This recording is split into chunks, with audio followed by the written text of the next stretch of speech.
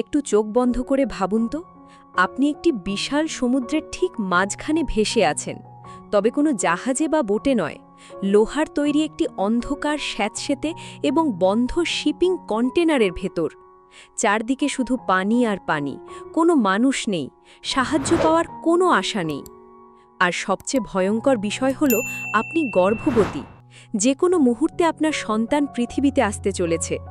কন্টেনারের গায়ে ফুটো হয়ে সমুদ্রের পানি হু হু করে ভেতরে ঢুকছে, আর প্রতি মিনিটে আপনি ডুবে যাওয়ার মুখোমুখি হচ্ছেন।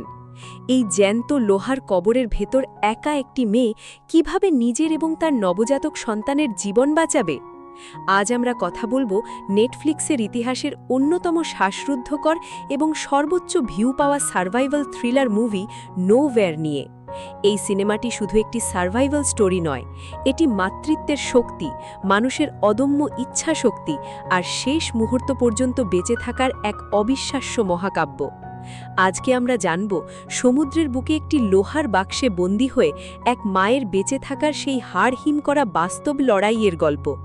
ভিডিওটি শেষ পর্যন্ত দেখুন, কারণ প্রতিটা পার্ট আপনার গায়ের লোম খাড়া করে দেবে। গল্পের মূল চরিত্র মিয়া এবং তার স্বামী নিকো। তারা এমন একটি দেশে বাস করত যেখানে স্বৈরাচারী সরকার ক্ষমতা দখল করে সাধারণ মানুষের ওপর নির্মম অত্যাচার শুরু করেছে। বিশেষ করে গর্ভবতী মহিলা ও শিশুদের তারা বাঁচতে দিচ্ছে না। এই নরক থেকে বাঁচতে মিয়া এবং নিকো দেশ ছেড়ে পালানোর সিদ্ধান্ত নেয়। তারা বিপুল পরিমাণ টাকা দিয়ে একদল চোরাকারদারির সাহায্য নেয়, যারা মানুষকে শিপিং কন্টেনারে লুকিয়ে জাহাজে করে অন্য দেশে পাচার করে। কিন্তু কন্টেনারে ওঠার সময় মিয়া এবং নিকো একে অপরের থেকে আলাদা হয়ে যায়। মিয়াকে অন্য একটি কন্টেনারে তুলে দেওয়া হয়, যার ভেতর আরও অনেক গর্ভবতী নারী ও সাধারণ মানুষ ছিল। কিন্তু পথমধ্যে মিলিটারি তাদের কন্টেনারটি চেক করতে আসে। তারা ভেতরে থাকা সবাইকে নির্মমভাবে গুলি করে মেরে ফেলে। মিয়া কোনো মতে কন্টেনারের ভেতরের একটি উঁচু মালামাল রাখার তাকের ওপরে লুকিয়ে নিজেকে বাঁচায়। এরপর কন্টেনারটিকে একটি বিশাল জাহাজে তুলে দেওয়া হয়। কিন্তু সমুদ্রের মাঝখানে যাওয়ার পর এক ভয়ঙ্কর সামুদ্রিক ঝড় আঘাত হানে।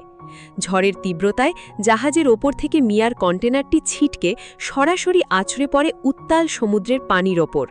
কন্টেনারটি লোহার হওয়ায় সেটি ডুবে না গিয়ে বোতলের মতো পানির ওপর ভাসতে শুরু করে। মিয়া যখন কন্টেনারের দরজা খোলার চেষ্টা করে, সে দেখে বাইরে থেকে তালা মারা।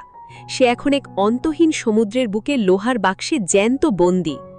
ঝড় থামার পর মিয়া বুঝতে পারে পরিস্থিতি কতটা ভয়ঙ্কর। কন্টেনারের গায়ে ক্র্যাশের কারণে ছোট ছোট ফুটো হয়ে গেছে এবং সমুদ্রের পানি নিরন্তর ভেতরে ঢুকতে শুরু করেছে। মিয়া একটি ছোট ড্রিল মেশিন এবং স্ক্রুড্রাইভার খুঁজে পায় কন্টেনারের মালামালের ভেতর থেকে। সেই মালামালের ভেতর কিছু প্লাস্টিকের কন্টেনার, টুথপিক এবং ইয়ারফোনের মতো অদ্ভুত সব জিনিস ছিল, যা প্রথম দিকে কোনো কাজের মনে হচ্ছিল না। মিয়া তার ভাঙা ফোন নিয়ে নিকোকে ফোন করার চেষ্টা করে। নিকো ফোন ধরে জানায় যে সে বেঁচে আছে এবং অন্য কোথাও আছে, কিন্তু তাদের ফোনের সিগন্যাল খুবই দুর্বল ছিল এবং কিছুক্ষণ পরই ফোনের চার্জ শেষ হয়ে বন্ধ হয়ে যায়। মিয়ার পা থেকে কোমর পর্যন্ত পানি উঠে আসে, আর ঠিক এই চরম ট্রমা এবং ঠান্ডার মাঝেই মিয়ার প্রসব বেদনা শুরু হয়। কোনো ডাক্তার ছাড়া, কোনো ওষুধ ছাড়া অন্ধকার নোংরা পানির ভেতর এক অসীম যন্ত্রণার মধ্য দিয়ে মিয়া একটি ফুটফুটে কন্যা সন্তানের জন্ম দেয়। সে তার মেয়ের নাম রাখে নোয়া। সন্তান প্রসবের পর মিয়ার শরীর সম্পূর্ণ দুর্বল হয়ে পড়ে, কিন্তু সে জানত সে যদি এখন ঘুমিয়ে পড়ে তাহলে তার সন্তান পানিতে ডুবে মারা যাবে। সে প্লাস্টিকের কন্টেনারগুলো দিয়ে পানি সেচে বাইরে ফেলার চেষ্টা করতে থাকে। মাটির পৃথিবীতে মানুষ কত আরামে সন্তান জন্ম দেয়, আর মিয়াকে লড়তে হচ্ছিল প্রকৃতির সবচেয়ে নিষ্ঠুর পরিস্থিতির সাথে। কন্টেনারের ভেতর বেঁচে থাকার দিনগুলো আরও কঠিন হতে শুরু করে। মিয়ার কাছে কোনো খাবার বা পান করার মতো মিষ্টি পানি ছিল না। তার নিজের বুকের দুধও আসছিল না খাবার না পাওয়ায়। তৃষ্ণায় বুক ফেটে যাওয়ার উপক্রম হলে সে প্লাস্টিকের ঢাকনা দিয়ে বৃষ্টির পানি সংগ্রহ করে তা পান করে। ক্ষুধার জ্বালায় সে কন্টেনারের ভেতর থেকে পাওয়া প্লাস্টিকের মোড়ক চিবিয়ে খাওয়ার চেষ্টা করে। ঠিক তখনই সে কন্টেনারের দেওয়ালে একটা ছোট্ট ফুটো দিয়ে দেখতে পায় সমুদ্রের পানি থেকে কিছু মাছ সাঁতরে বেড়াচ্ছে। মিয়া তখন এক অবিশ্বাস্য বুদ্ধি খাটায়। সে তার কাছে থাকা ইয়ারফোনের তার আর টুথপিক দিয়ে একটি মাছ ধরার বড়শি তৈরি করে। সে কন্টেনারের ফুটো দিয়ে তারটি বাইরে ফেলে এবং অত্যন্ত ধৈর্যের সাথে অপেক্ষা করতে থাকে। প্রথম দিকে ব্যর্থ হলেও অবশেষে সে একটি বড় মাছ ধরতে সক্ষম হয়।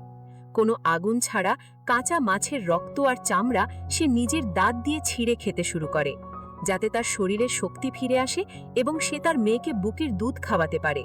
একজন মায়ের নিজের সন্তানের জন্য এই চরম আত্মত্যাগ দর্শককে আবেগ আপ্লুত করে তোলে। দেখতে দেখতে সমুদ্রে বেশ কয়েকদিন পার হয়ে যায়। কন্টেনারের ভেতরে পানির স্তর এখন এতটাই উঁচুতে চলে এসেছে যে মিয়াকে তার বাচ্চাকে প্লাস্টিকের কন্টেনারের ওপর ভাসিয়ে রাখতে হচ্ছিল। কন্টেনারটি যে কোনো মুহূর্তে সম্পূর্ণ ডুবে যাবে। মিয়া বুঝতে পারে কন্টেনারের ভেতর থাকলে তারা নিশ্চিত মারা যাবে। তাকে ওপরের ছাদে উঠতে হবে। সে লোহার কন্টেনারের ছাদে একটি ছোট্ট ফুটো দেখতে পায়। সে একটি ধারালো টিন কাটার যন্ত্র দিয়ে রাতের পর রাত সেই ছাদের লোহা কাটতে শুরু করে। তার হাত কেটে রক্ত ঝরছিল, কিন্তু সে থামেনি। অবশেষে সে ছাদে একটি মানুষের বের হওয়ার মতো বড় ফুটো করতে সক্ষম হয় এবং তার সন্তানকে নিয়ে কন্টেনারের ছাদে উঠে আসে। কিন্তু সমুদ্রের কনকনে বাতাস আর রোদের তাপে তাদের অবস্থা আরও খারাপ হতে থাকে। কন্টেনারের ছাদটি ধীরে ধীরে পানির নিচে তলিয়ে যেতে শুরু করে। উপায় না পেয়ে মিয়া প্লাস্টিকের সুতোগুলো দিয়ে কন্টেনারের কাঠের পাটাদনগুলো একসাথে বেঁধে একটি ছোট্ট ভেলা তৈরি করে।